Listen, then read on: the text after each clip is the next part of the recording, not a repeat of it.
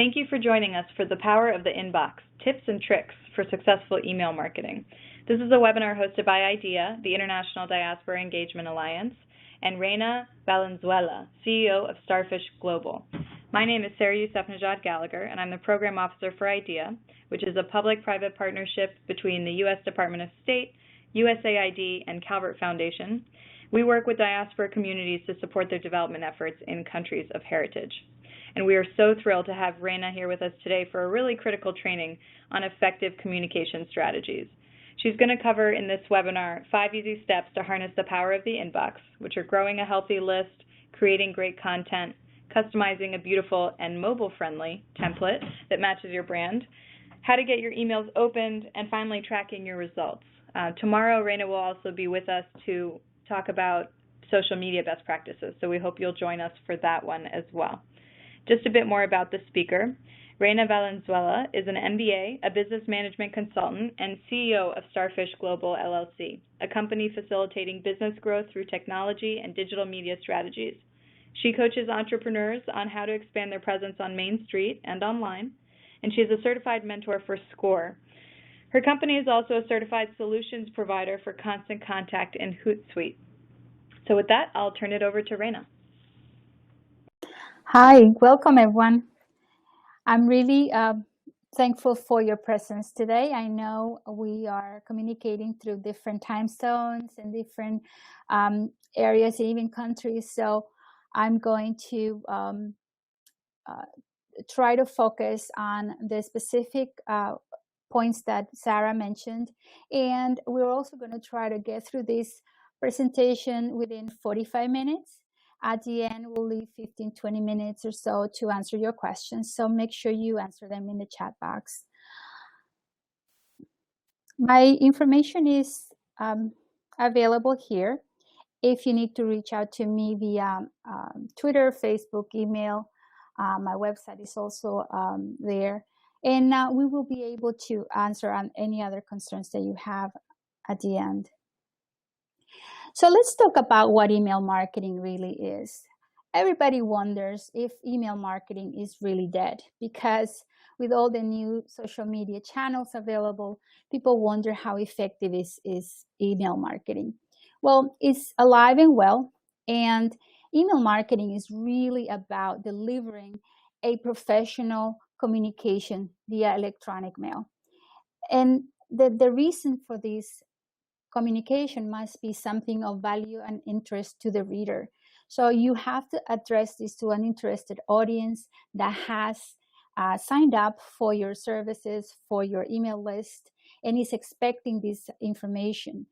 And this information has to be of value to them, and it will have to be something that will help you nurture those relationships with your audience. Now, besides having an amazing platform, a lot of information to share, you also have to deliver it in a very professional manner that really attracts their attention and keeps them engaged with your organization. This session is addressing a lot of the concerns of nonprofit organizations, but everything that I'm sharing with you today for email marketing, strategies, tips and tricks, all of these are also applicable to the small businesses. So for those of you who are in the audience that are small business owners, please keep in mind all of these is also applicable to your business. Now, what can it do for your business or organization? Email marketing can help you create and increase the cause awareness and brand awareness. A lot of times we have programs, we have services that we don't know how to share with the public, and we don't know how to reach out to people who don't come to our offices. So doing this consistently will increase that awareness, so people have you in mind when the time comes to make a decision, to make a donation, to participate or volunteer, to buy, to register, to attend an event. So email marketing is one of those things that you can use for these purposes. It will also boost repeat businesses or donations. Why? Because they'll be aware of what you're doing, how active you are in the community, and how they can help you. As a result, it will drive revenue and profit, and or profit. If you're a nonprofit, it will drive revenue and more funds for operating your operating budget and to increase your services and your programs. Now, we're going to talk a lot about email marketing today, and I'm going to try to keep focus on these points. How to harness the power of the inbox, how to grow a healthy list, how to create great content, how to design beautiful and mobile-friendly mails that people can read from their cell phones, and have those match your brand identity. How to get those emails open at the end of the day is you want people to read and then to act. And then how do you track those results? We'll show you how these things can come together in a very professional email communication that we call campaigns. Campaigns are really just one communication or multiple communications that have a specific goal in mind.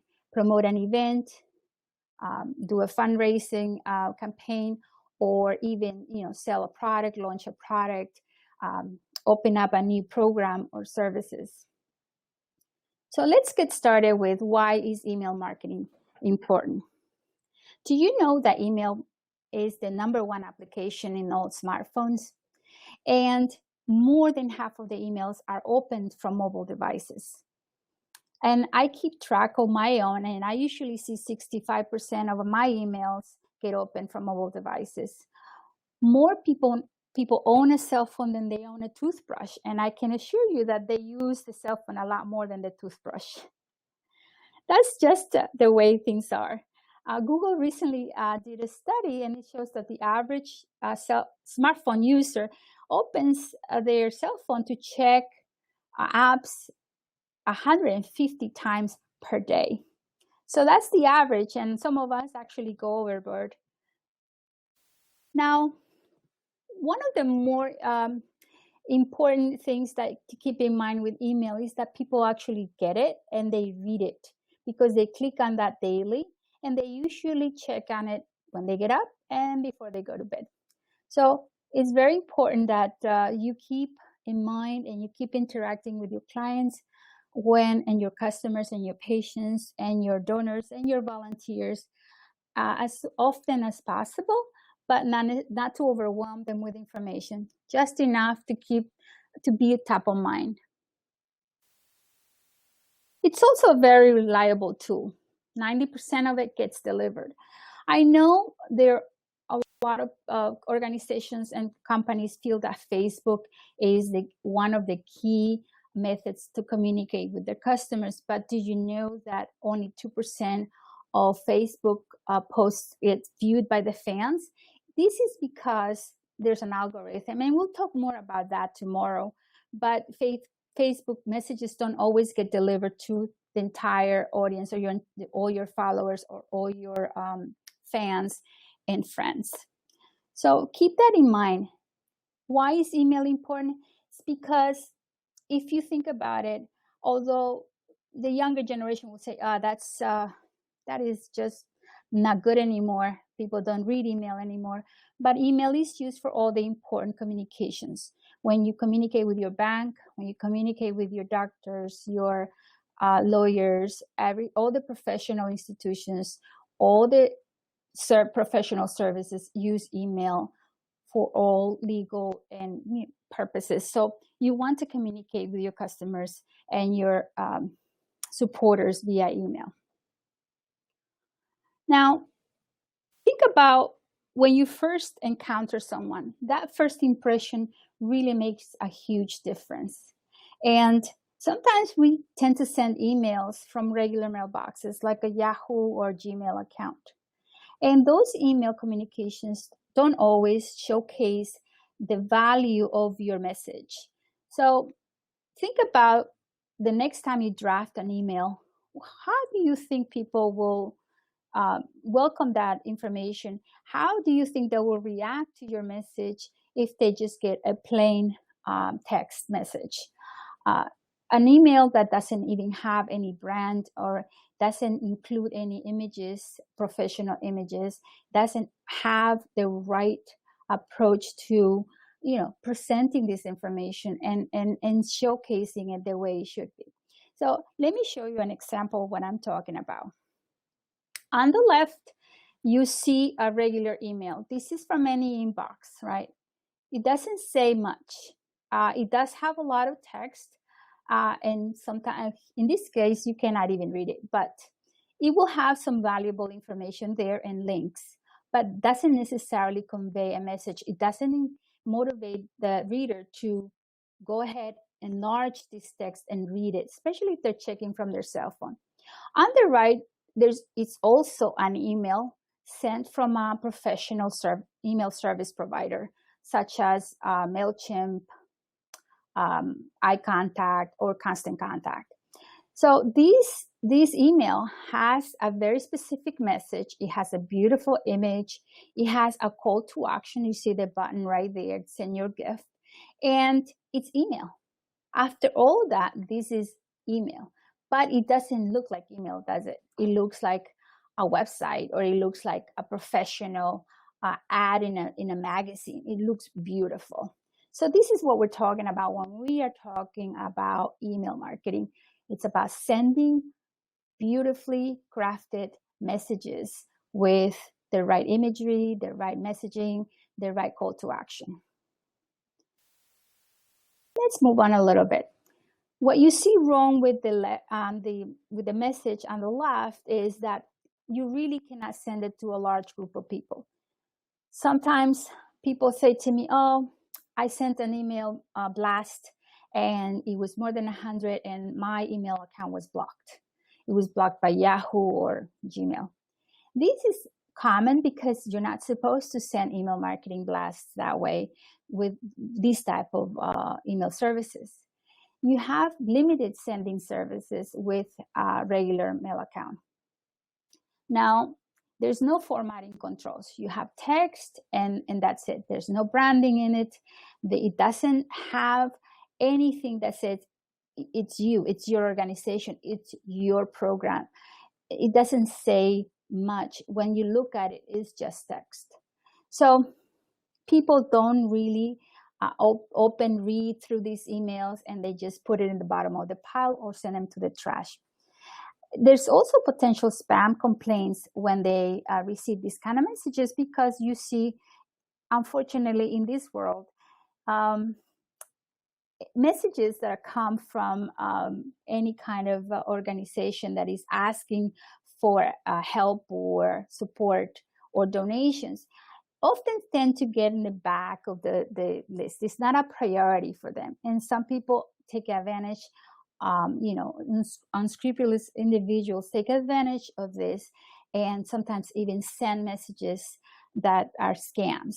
So there's a lot of problems with potential spam complaints, that even though the message is coming from a legitimate organization and it's a legitimate cause, it may end up in a spam folder or submitted for a spam complaint. So you really don't want to send something that is not duly branded. And the last thing, and we'll talk about more like at the end of the presentation about tracking. There's no tracking or reporting in this. Yeah, you actually don't know if people get it. You only know if the email bounces back to you. Moving along with this, here are some of the best practices that make you look great in the inbox. And I use Constant Contact for my email marketing. So you will see some of these templates and some of these examples I show are from Constant Contact.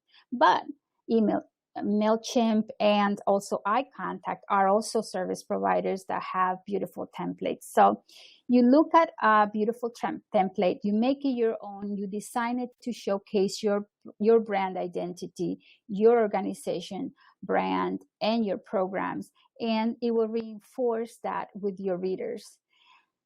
Now, you can also manage subscriptions with a professional email service provider. People who unsubscribe get removed, people who actually want to opt out are immediately removed. And you can actually see the activity if people look at the email, open the email, read it, click on the buttons and links that you offer. You can track those results. More importantly, these type of email service providers make sure that you are compliant with the law. And we'll talk a little bit more about what those regulations are. So I would like, Sarah, maybe we can ask the audience if they're using email lists. Let's ask the first question here.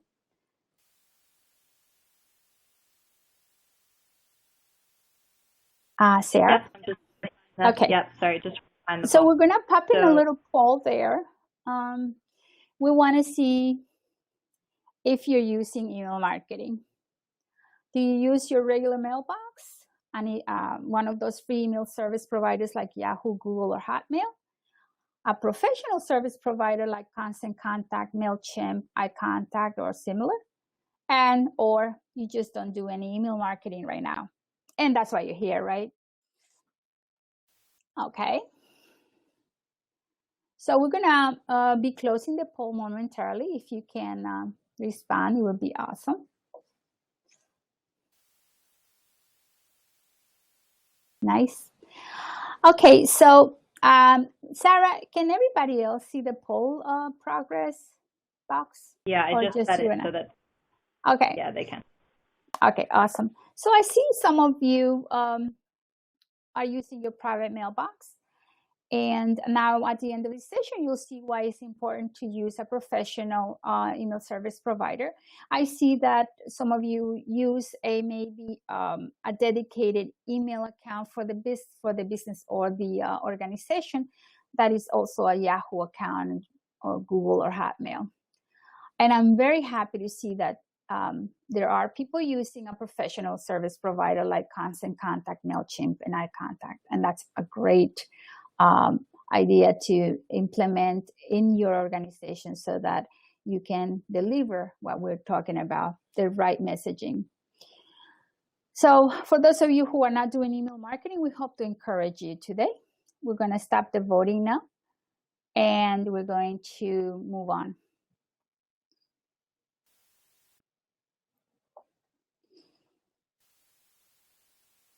I can close the polling, Sarah? Yes, it should be closed now.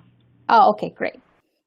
So how do you grow your mailing list? If you are already doing email blasts, email campaigns, we already know that you have a contact list.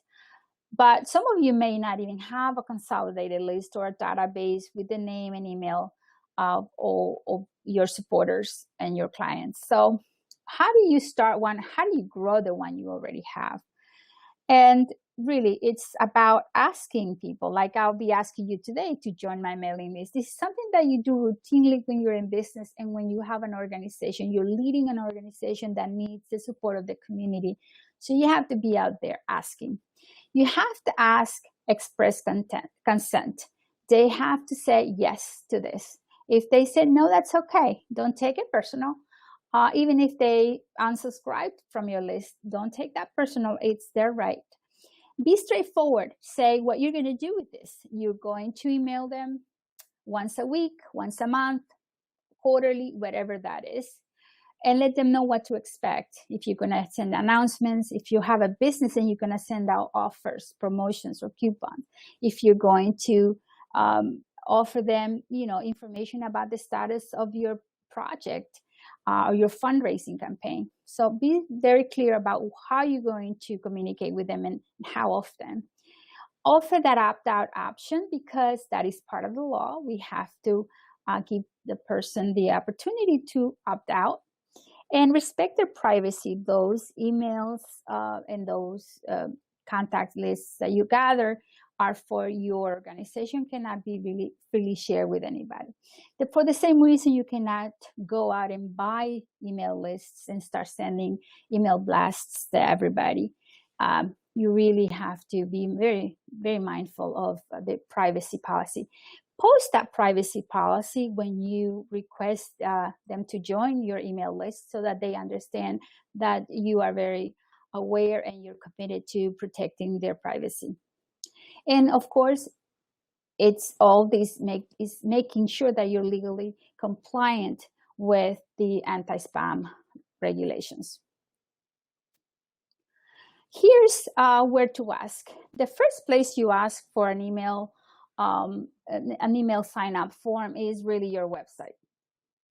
You start from your virtual office, your virtual casita, as I call it in Spanish, your virtual home and your virtual store. This is where you start.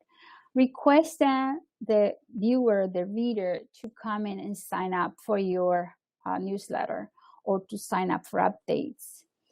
And when you present this, you also present also a branded sign up form. So they know they're really registering for your organization. Don't just send them to some other site where you're going to collect data.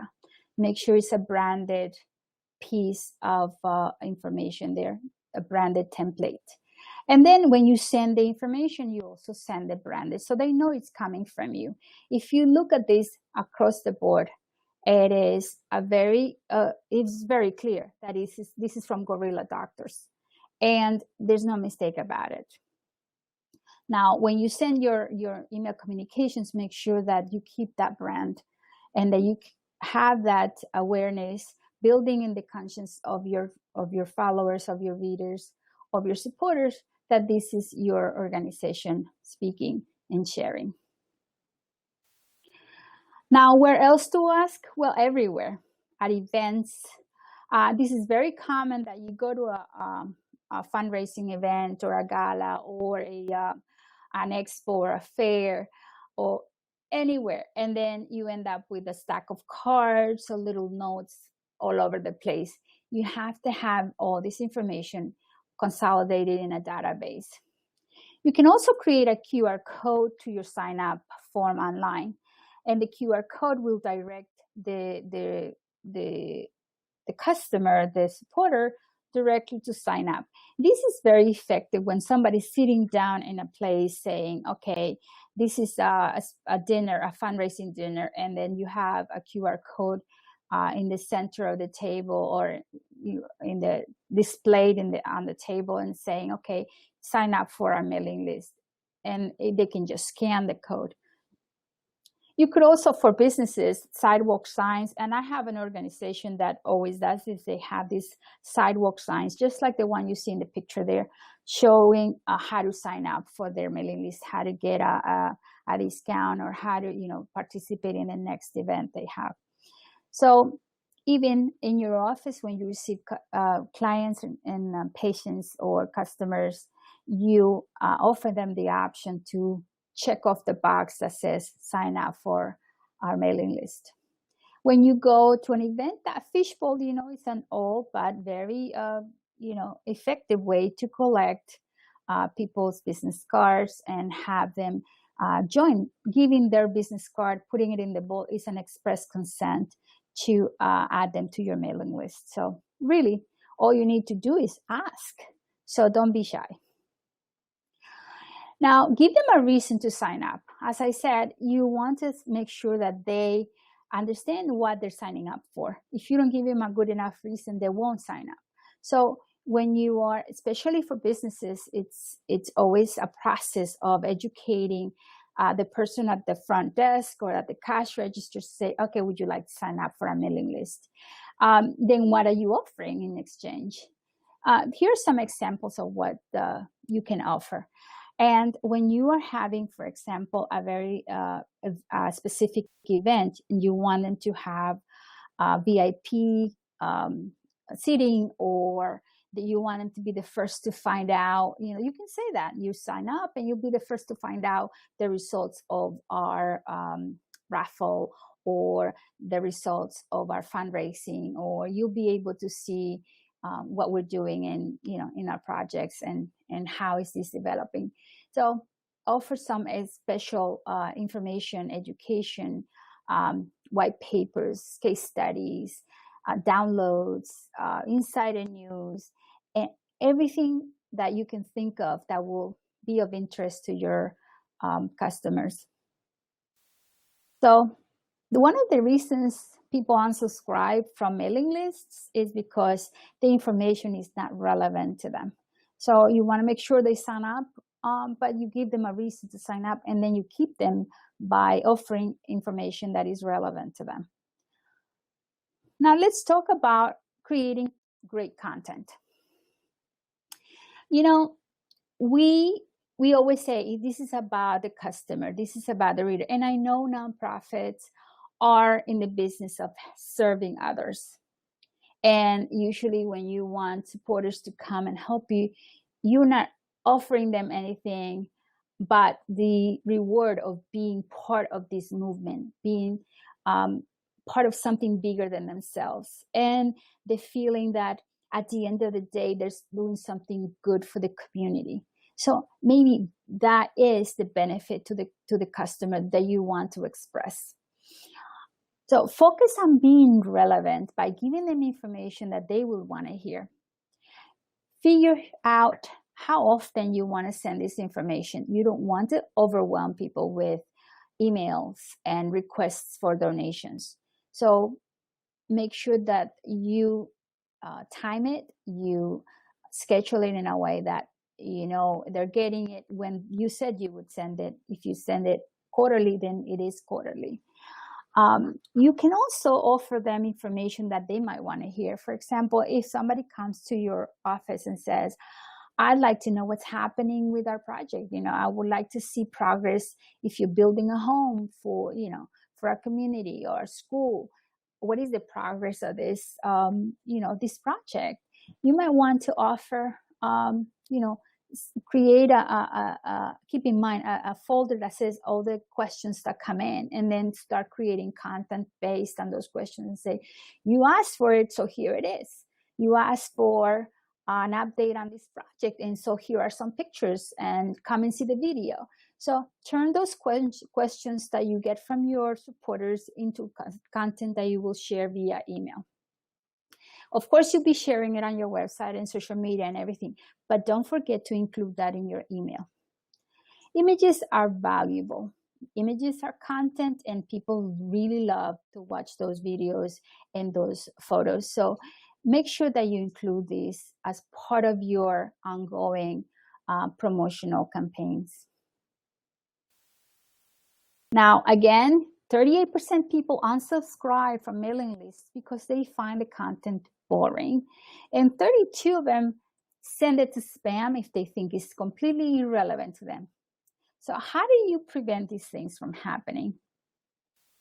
First of all, write for your audience.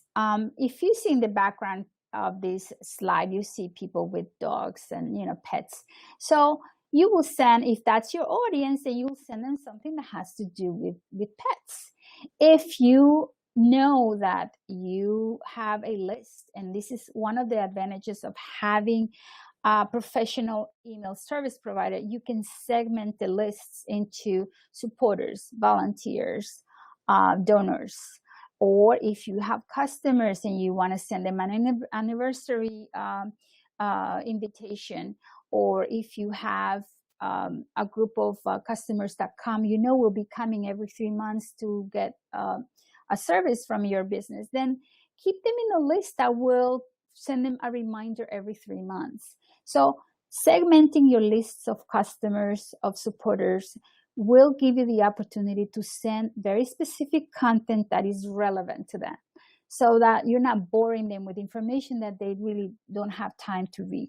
So if it's important to them, they'll open it, they'll read it, they'll act on it. So how much is enough? Believe me, and this is an old cliche, less is more, but it's so true. We recommend, and this is based on Constant Contact studies of millions and millions of emails that are sent out by customers. 3 pictures or less are more effective than loading a ton of pictures or slide presentation. 20 lines of text or less. So don't send an entire article about your latest project in the email. Send them a blurb, a teaser, and a link or a button that says read more here, and send them to your website so they actually visit your website and find out what other things you're doing. But don't put the whole thing in the email, because people don't have that much time to be reading extensively. So look at what you have to offer. Make sure you present it in a way that is appealing to them, and include pictures or links to videos and short blurbs, 20 lines of text or less. And we'll talk more about this as we go along, so bear with me. When you include images, you can also make them clickable. So if you're saying, you put your logo, make your logo clickable so people go to your website. If you have a specific project and you're including an image of that project, you want to make that clickable so people, when they click on that image, they also go see what that project is all about. So include those images and make them clickable. Now, if you recall, for those old timers like me, the newspapers used to be very long newspapers. They would come folded they were delivered folded, and they still are. And there was everything that was above the fold meant that it was very important. Those were the headlines. Those were the images people first saw. So keeping the key action, call to action above the scroll, above the fold, is important. And this is even more important now that nobody's reading newspaper. People are reading from their cell phones. So you have a very small screen, and they don't want to be scrolling up and down to find the call to action. So you want to make it simple, to the point, include your image, include your call to action in the screen, that when they see it, that's what they get. And then they can read more if they want. They don't have to scroll all the way down to see, to find out what to do next. So give them a clear call to action and put that call to action above the scroll line. Limit the choices. Don't give them a whole lot of options, because the more choices you give them, the harder it is for them to make a decision what to do next. So let's continue through here, and we're going to talk about how to design some mobile-friendly templates that match your brand. Reina, I'm sorry to interrupt. I just want to let you know we have about 10 minutes left for the presentation portion. Okay. Oh my goodness. Okay, so I'm going to have to breeze through some of this, and I know you'll have questions, but we'll try to address them. So optimizing for mobile is very important. This means that you need to set up your message so that it has a large font, it has a clear image above the scroll, and that especially your logo is there front and center at the top of the email. This is a simple recipe for a good email.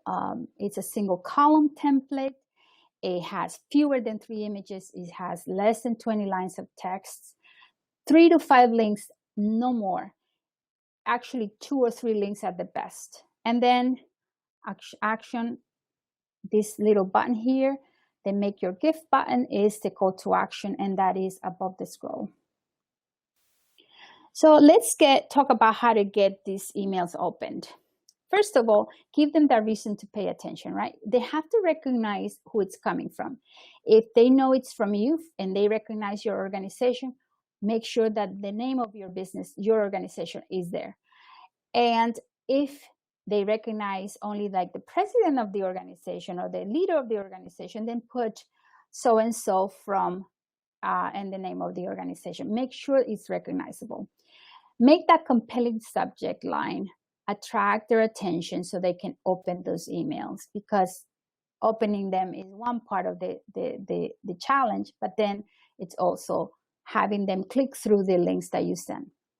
The timing is important, because you want to make sure they receive this at a time that they will be it will be available to read, and they will, you need to test when they actually are available to open your mails. And there's a way to test this out to see when is the best time to send your emails.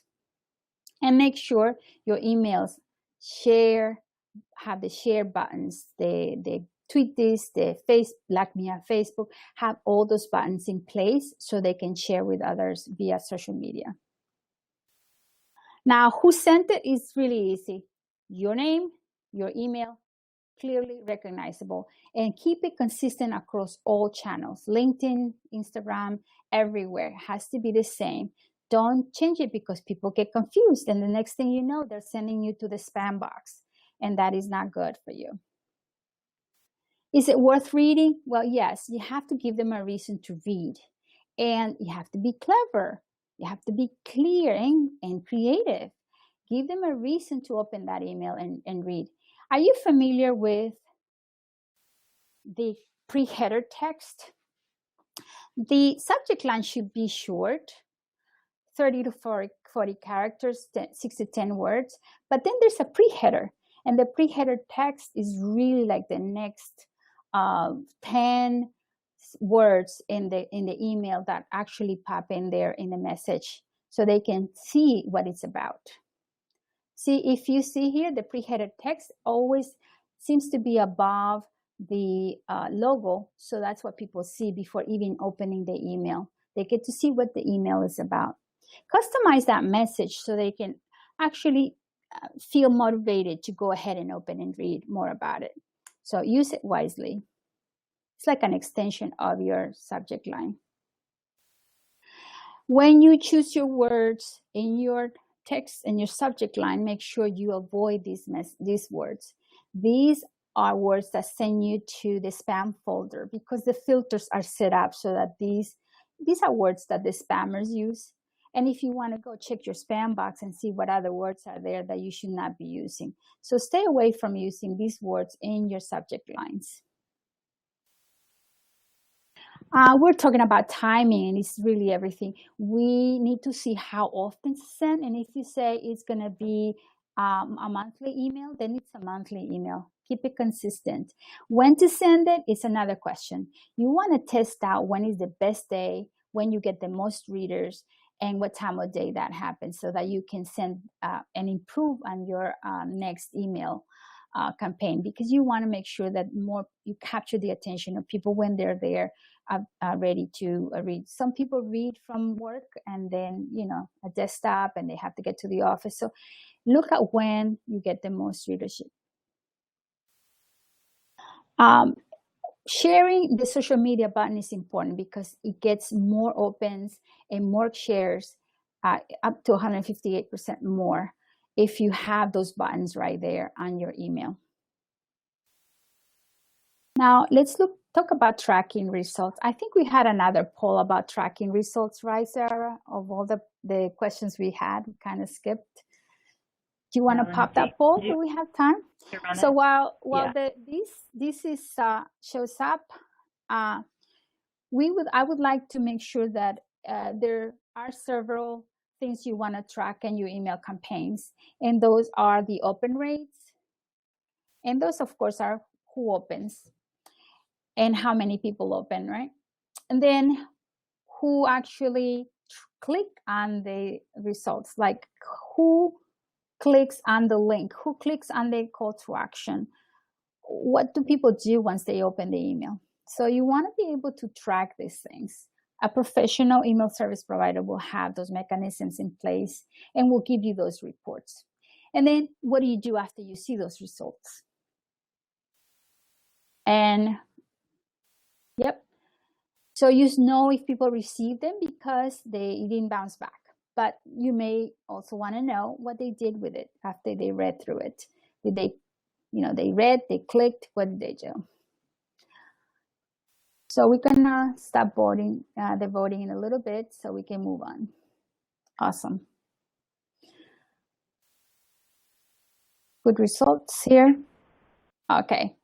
So know what really matters and use those data, the data of, the statistics on your email rate, and focus on what really matters. And click-throughs are really the key here. Let me show you why. I think we're about to end our presentation, so I'm going to breeze through this. Opens lets you know that people are interested. I know it also helps you determine the best date and time, to send those emails because they will be opening them. The click-throughs tell you if you're being successful with your messaging because they're clicking through those pieces of information you're sharing with them, and they're taking an action. So it helps you identify those engaged readers, and those that sometimes become your loyal readers and your top supporters. People who didn't open, well, you know they're not interested, so you need to improve on your subject line.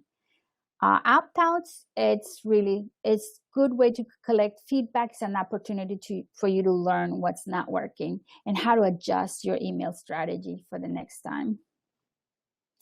Bounces, well, you have the wrong information. It's not an active account, so you have to update your email database. Your spam reports, those are the ones that you don't know who reports you, but they cause a lot of problems. You could focus on preventing these by making sure you get consent to send, and you also send relevant information. The service providers have zero tolerance for this. That's why a lot of accounts get blocked or blacklisted. I'm going to skip this because it gives you some information about what to do when you have low opens or low clicks, and also when you have high opens and high clicks. These slides will be sent to you by Sarah on a follow-up email. Putting it all together. Let me show you this. This is what you need to keep in mind.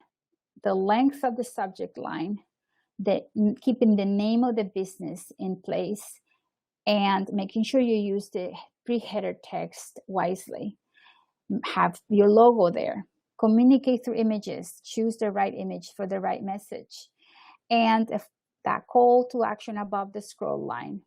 Minimize the number of clicks that you're offering to the customer, so they don't have to make those decisions, and they can make that decision to click right away if they have it. I see most of the emails that my clients send out, the call to action, the link that appears at the top is the one that gets the most clicks. So make sure you put that important link or call to action at the top. Make sure you brand it, keep your colors, keep your image, and of course, use the social media buttons. The anatomy of a successful fundraising email has all of this. All of this. Again, same thing we talked about with the business applies to a nonprofit organization. You have to send all this information with powerful images and branding and a clear call to action. Now, here's a sample of that email from a nonprofit organization. The request, the call to action is there, front and center. And this is a sample viewed from a cell phone. So make sure that you have that call to action up above the scroll. Here's a good suggestion of how to put together a successful fundraising campaign, say for this Giving Tuesday coming up in November. You can start planning it right now. Prepare your website to receive donations and process payments.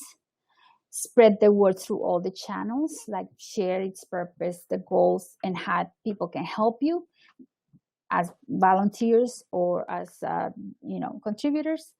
Get social before, during, and after the events, because you want to have advocates and ambassadors joining the effort to spread the word and get more support. So that's it for now. We want to make sure that you keep this in mind.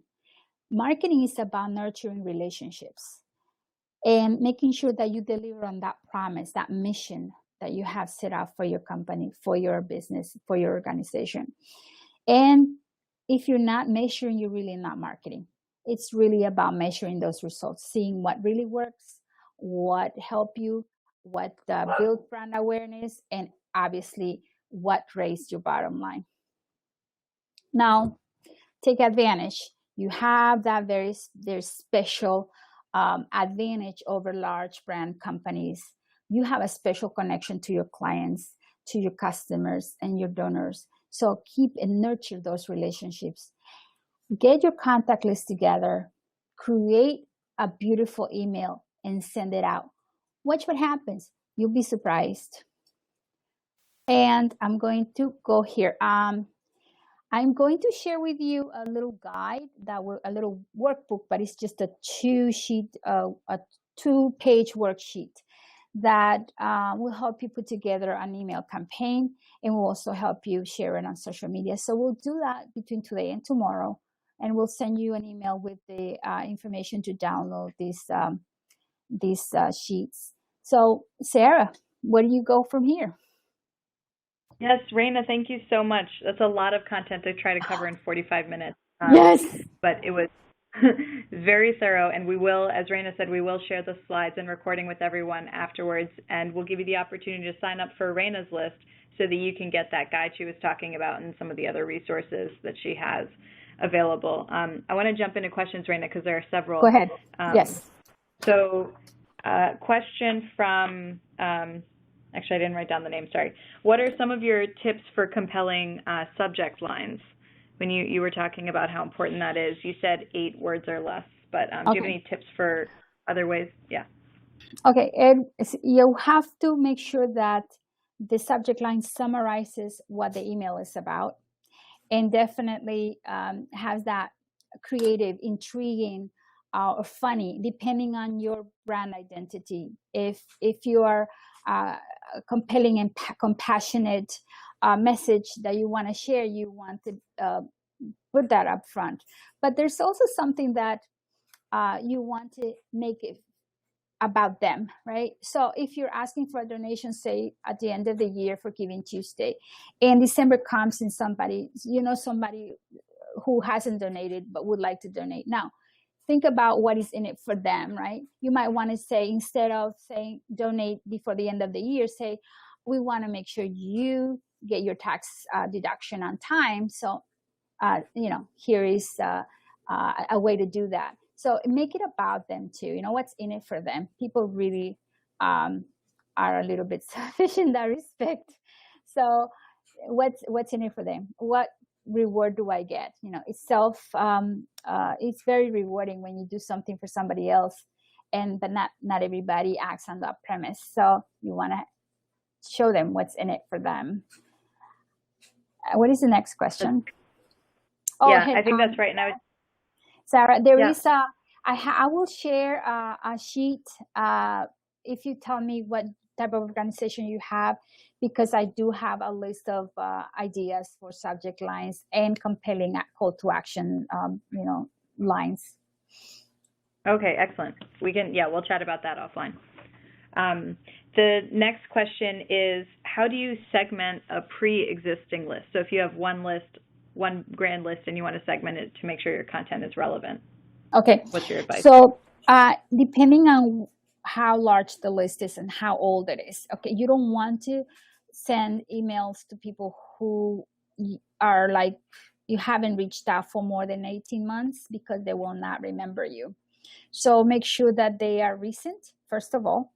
And then if they signed up because they saw they were interested in a project, then segment them by the project or the program that you may have 3 different programs. So see who supports what program, so that they receive information about that program. It's relevant to them. They're interested in this topic or this project and they want to know more about it. So segment them by project. If you have donors or people who do an annual contribution, and you, for example, if it's a membership organization, you want to have an idea when they donated last or what they donated for, what program they donated for. So you can remind them when the time comes to donate again to raise more funds for that project. So you might want to have a list, a segmented by list, by also with tags. So you tag them and say, okay, this person is in this list and that list, but they're also from this geographic area or from this specific project. Or you might want to segment them by who's a volunteer, who's a donor, who's a supporter, who's an advocate.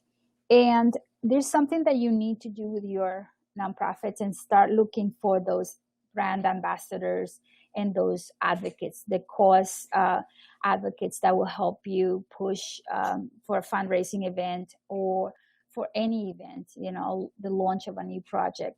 So you want to identify those people along those lines. Go ahead. Mm-hmm. And Reina, if you don't know anything about the people on your list, say you inherited a list or something like that, is it okay to poll people, or how would you suggest finding out what they're interested in? People don't usually like to answer polls, but that's one way to do it. For example, you can send an email blast and say, we want to know what you're interested in, what you want to, what you want to hear from us. I mean, you want to ask them, we want your advice. We want to make it about them, right? So if you have the different kinds of service providers out there, but some of them you can actually embed the questions in the email and they can just click here and click there. That way they don't have to leave their email and you can still collect the information. So if you can have it that way, go ahead. If not, then create a monkey survey or a form on Google Docs, a Google Drive to collect information. But you do want to ask them what their interests are, and show them what your projects are, what your programs are, and see what they really want to know more about, so that you can segment them in the right list and get the right information out to them. Thank you. Another question is about the limited resources that many nonprofits and these small organizations have. Yes. Can you talk about the affordability of Constant Contact or MailChimp or any of those? Okay. Well, I know I have clients who use MailChimp and others who use iContact. And iContact and Constant Contact are pretty much the same, except iContact has a fully bilingual Spanish version. But MailChimp has a very good program where I think it's up to 2,000 contacts you don't have to worry about. They do have some limitations in terms of templates and what you can do. But as long as you can track bounces, open rates, click-through rates, those are the things you want to know. So go ahead and do that. I know for sure that Constant Contact has discounts for nonprofits and also for chamber members. I actually manage some of those relationships for Constant Contact. So if you have any other questions, let me know.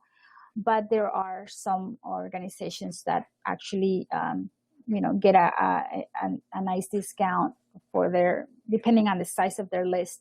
Some email service providers actually ask charge per campaign, and I think that's not very good, because you want to be able to have as many as you can, so that if you have to send an emergency email blast because you have an emergency, so you want to be able to get that out without having to worry that you have to pay for that one email blast. So just pick and choose. If at any point in time you feel that it's not sustainable, then look for a free service that's going to allow you to send those professional emails and get results. I know that it's very difficult, especially for some organizations outside the United States, because some of these platforms work really well in the US and Canada, or Mexico, and but not everywhere. I know Constant Contact has in Latin America and other parts of the world, but I don't know how iContact or MailChimp or Aweber will work in other parts of the world. Great, thank you. And from what I know, MailChimp, I believe, has a free subscription for people who have lists that are 2,000 people or less. So if you have a small list, there's a free option with some of these platforms, at least to get started. Exactly. I think it's important to get at least one of those that are free, up to 2,000. I think once you have 2,000 or more, you may have to merge or pay, take the paid service. But 2,000, it's a good size email list. I know Constant Contact and others go according to the size of your contact list, and 500, 1,000, and then it goes up like that. Excellent. A question from Chile. How much time should they dedicate to email versus social media? Good question. Well, it depends, right? I will talk about social media tomorrow, but social media will take you a good, 3 hours a week. Email, on the other hand, depending on how often you're going to send this out. You see, when you're sending an email blast, you're actually repurposing a lot of the content you already have on your website, or something that you already are developing, because it's really aligning everything, or your marketing campaigns. So you really are repurposing content from other sources. So email might not take you that long, but you should really do it at least once a month. And I think that's the standard for most nonprofits. It's a monthly email or bi-monthly newsletter. So it depends how much time you're going to spend a month. I would say, a few hours a month developing that email and tracking those results. Okay, great. Someone is asking about analytics, and if they have a small team that doesn't really have analytics training or background, how do you suggest that they navigate those tools and use them effectively? Okay, so let me go back here to the presentation that I kind of breezed through, right? Here, the analytics, you want to look at your open rate. And this is when you have a low open rate, it's because they don't recognize the name or the organization.